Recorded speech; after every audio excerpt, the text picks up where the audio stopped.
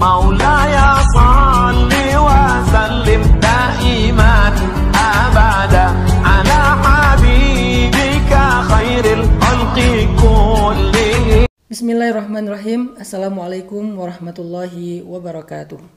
Allah subhanahu wa ta'ala berfirman, Bismillahirrahmanirrahim.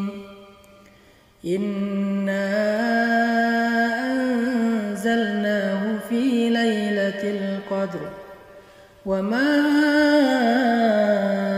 adraka ma laylatul qadr. Laylatul qadri khairum min alfi syahr. Tanazzalul malaikatu warruhu fiha biizni rabbihim min kulli amr. Salamun hiya hatta matla'il fajr. Inna anzalnahu fi lailatul qadr. Sesungguhnya kami menurunkan Al-Quran pada malam Lailatul Qadar. Ini adalah keutamaan dan keistimewaan pertama dari malam Lailatul Qadar. Allah memilih malam ini di antara sekian banyak malam dalam satu tahun untuk menjadi malam turunnya Al-Quran kepada langit dunia, lalu dari langit dunia turun kepada Nabi Shallallahu Alaihi Wasallam. Allah tidak memilih sesuatu yang berkaitan dengan Al-Quran kecuali karena dia sangat istimewa. Allah memilih Jibril alaihissalam sebagai malaikat yang membawa wahyu, menunjukkan betapa istimewanya Jibril dibandingkan dengan malaikat-malaikat yang lain. Bahkan Allah tidak menyebut Jibril dengan kata malaikat, tetapi Allah menyebut Jibril dengan kalimat ruh. Tanazzalul malaikatu warruh. Turun pada malam itu malaikat dan ruh, menunjukkan keistimewaan yang khusus yang dimiliki oleh Jibril.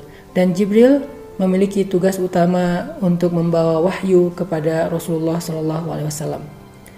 Begitu juga wahyu disampaikan kepada manusia. Al-Quran diturunkan kepada Nabi Muhammad di antara banyak para anbiya, menunjukkan betapa istimewanya Nabi Muhammad SAW di antara nabi-nabi yang lain. Dan Nabi Muhammad mengajarkan Al-Quran ini kepada para sahabat-sahabat yang khusus untuk menjadi penulis Al-Quran, seperti Ubay bin Ka'ab, Abdullah bin Mas'ud, dan juga Khabbab bin Ars.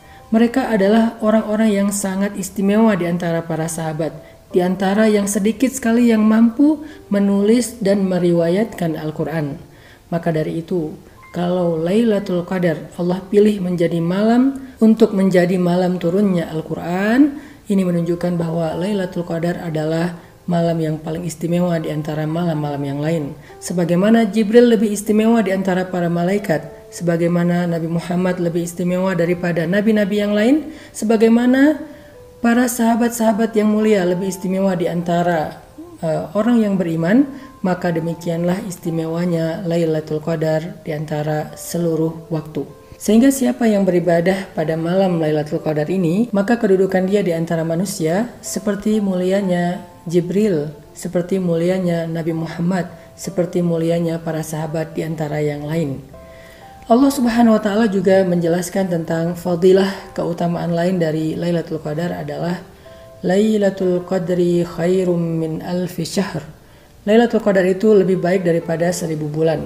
Sehingga siapa yang beribadah pada malam itu, maka dia lebih baik daripada orang yang beribadah selama 1000 bulan atau kurang lebih 80 tahun. Ini adalah salah satu bukti betapa rahmannya Allah kepada kita, betapa rahimnya Allah kepada orang yang beriman. Ketika seorang sahabat bertanya kepada Nabi, "Ya Rasulullah, di antara Bani Israel ada yang beribadah selama 100 tahun. Di antara mereka ada yang beribadah selama 80 tahun.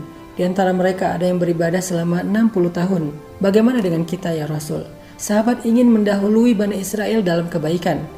Maka Allah turunkan syariat Lailatul Qadri khairum min alfi syahr untuk orang yang beriman agar ibadah mereka melampaui ibadah-ibadah umat yang terdahulu. Ini bentuk kasih sayang Allah dan kebaikan Allah kepada umat Nabi Muhammad SAW.